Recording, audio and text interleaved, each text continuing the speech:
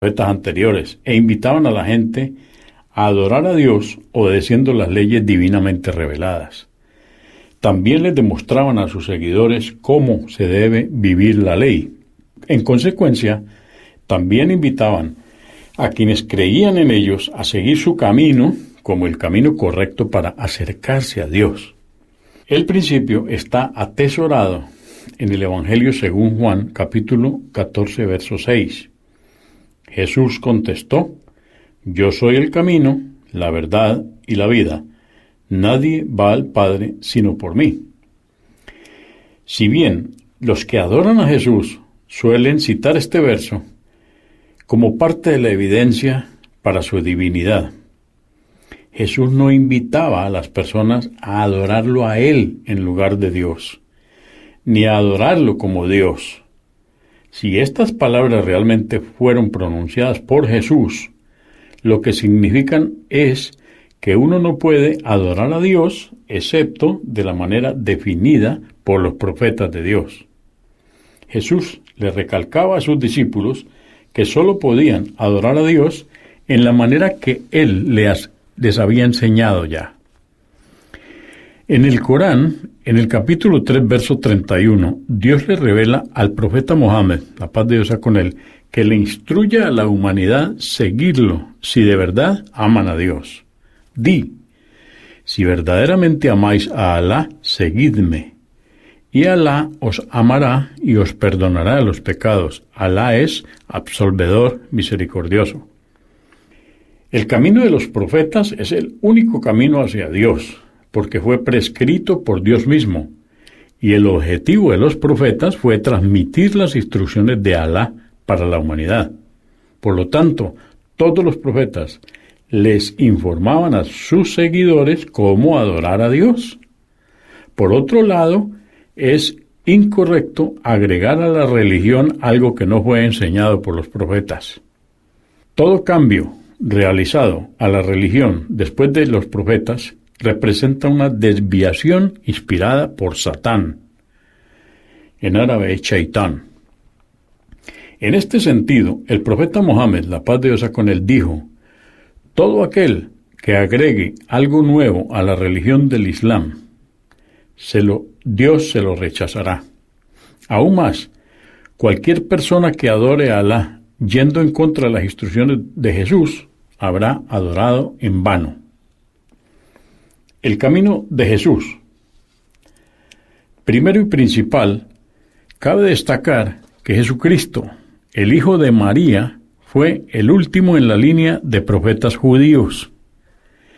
Él vivió según la Torá, la ley de Moisés, y les enseñaba a sus seguidores a hacer lo mismo. En Mateo, capítulo 5, versos 17 a 18, Jesús dijo lo siguiente: no crean que he venido a suprimir la ley o los profetas. He venido no para deshacer, sino para llevar a la forma perfecta. En verdad les digo, mientras dure el cielo y la tierra, no pasará una letra o una coma de la ley hasta que todo se realice.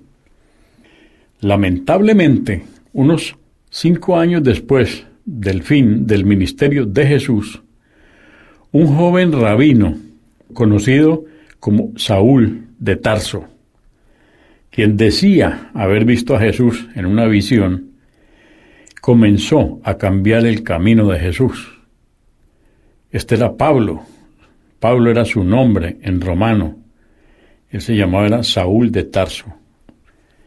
Tenía un considerable respeto por la filosofía romana y hablaba con orgullo de su ciudadanía romana. Su convicción era que los no judíos que se convirtieran en cristianos no deberían llevar la carga de la Torá en ningún sentido. El autor de Hechos de los Apóstoles, capítulo 13, verso 39, cita a Pablo diciendo: quien cree en este Jesús es liberado de todo esto, las obligaciones de la ley mosaica. Fue principalmente a través de los esfuerzos de Pablo que la Iglesia comenzó a tomar su carácter no judío. Pablo escribió la mayor parte de las cartas del Nuevo Testamento, llamadas epístolas, las cuales son aceptadas por la Iglesia como la doctrina oficial y la escritura inspirada.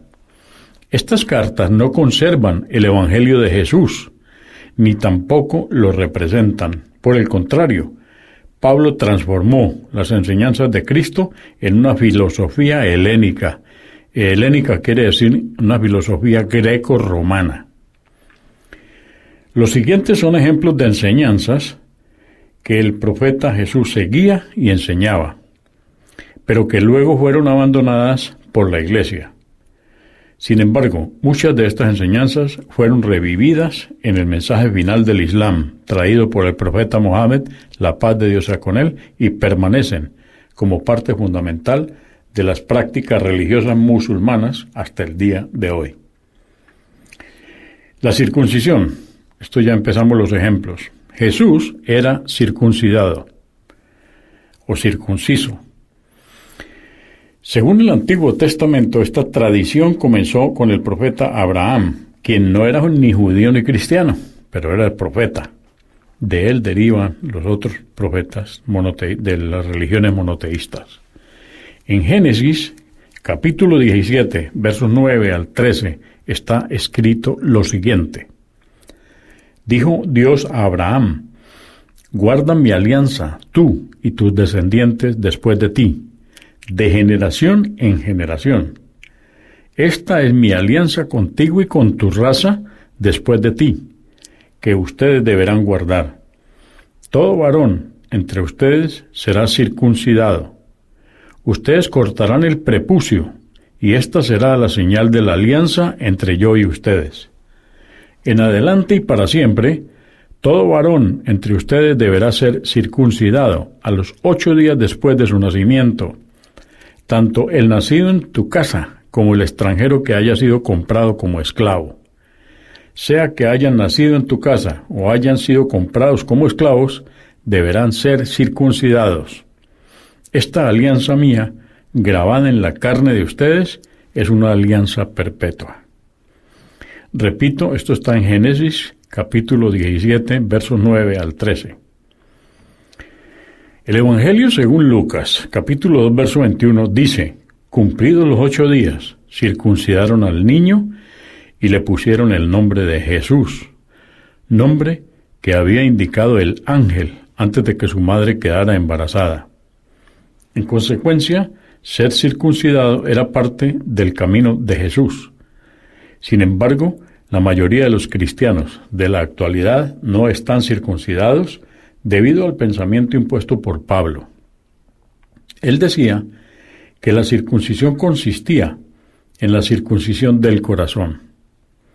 En su carta a los Romanos, capítulo 2, verso 29, Pablo escribió lo siguiente: ser judío es una realidad íntima, y la circuncisión debe ser la del corazón, obra espiritual y no cuestión de leyes escritas.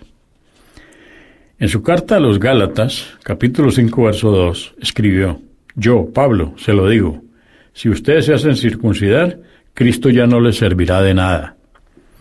Esa era la interpretación falsa de Pablo. Por otro lado, Jesús no estaba circuncidado en el corazón, ni tampoco hablaba de la circuncisión del corazón. Él mantenía el acuerdo eterno y estaba circuncidado en la carne.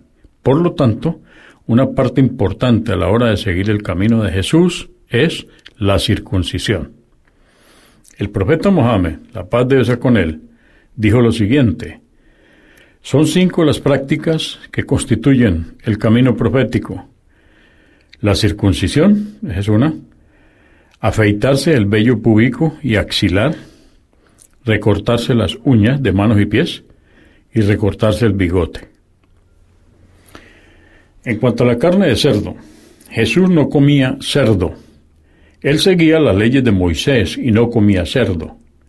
En Levítico, capítulo 11, versos 7 y 8, dice lo siguiente: el cerdo que tiene la pezuña partida, hendida en 2 uñas, pero no rumia, será impuro para ustedes. Ustedes no comerán su carne y tampoco tocarán su cadáver, serán impuros para ustedes. El único contacto de Jesús con los cerdos era el permiso que les daba a los espíritus contaminados que poseían a un hombre y que entraban a ellos. Cuando entraban a un corral de cerdos, corrían hacia el agua y se ahogaban. No obstante, la mayoría de los que se denominan cristianos de hoy